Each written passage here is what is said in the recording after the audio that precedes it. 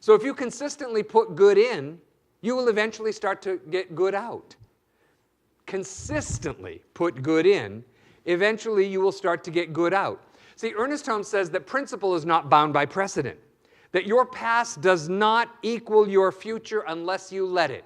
How would you let it? By continuing to do what doesn't work, by continuing to make the same choices that did not give you the results you want, again and again and again.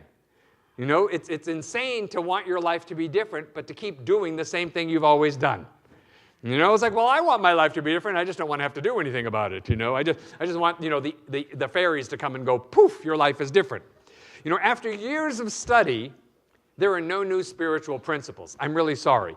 If you thought you were going to come today and hear some new spiritual principle, the principles are timeless. They're ageless. They've been around for eons.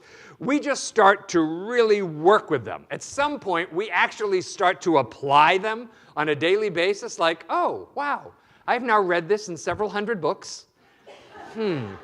They all seem to be saying the same thing. Maybe there's something to this. Perhaps I should apply it in my life, like this life right now. Maybe I should actually act on these things on a daily basis.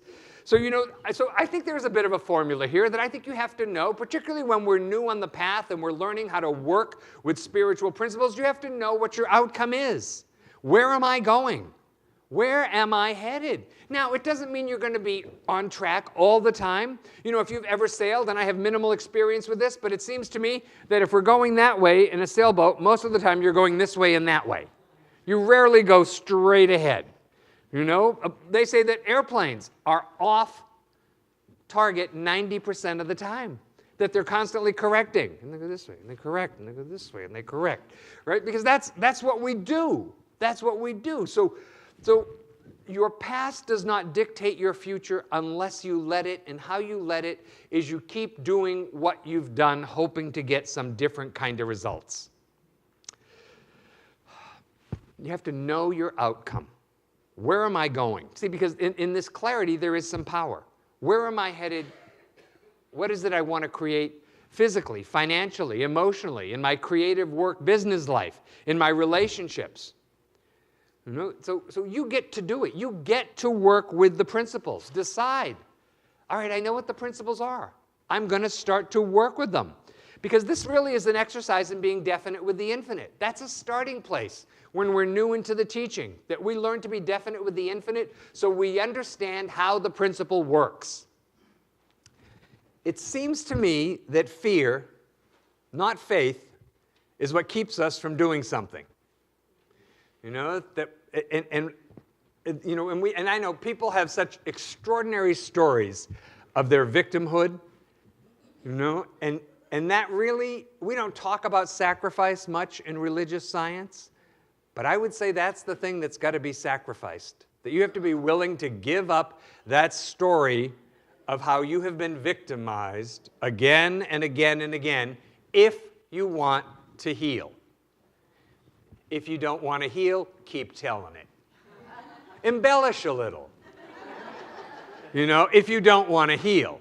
But just know that every time you tell it, the story of your victimization in life, your childhood, your mom, your dad, whoever, that keeps you unhealed. That keeps you stuck. That keeps you at the effect. I think that around the fear thing, I think that sometimes we're afraid of looking bad.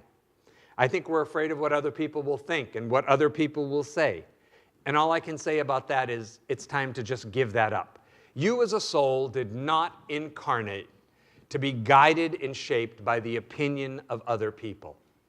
Their opinion is more about them than it ever is about you. So just give that up. Spiritual laws are available and work for everyone. And you know, now the knowledge of it is great. You know, but the knowledge alone doesn't do it. You have to use it, right? So look at your life and see who has what you want. See who has the life you want, the experience you want. That shows you it's available. It's possible. There's as much God in them as there is in you. Now, what did they do? How did they get there? How did they apply the energy of the divine life force within themselves so that this was the outpicturing?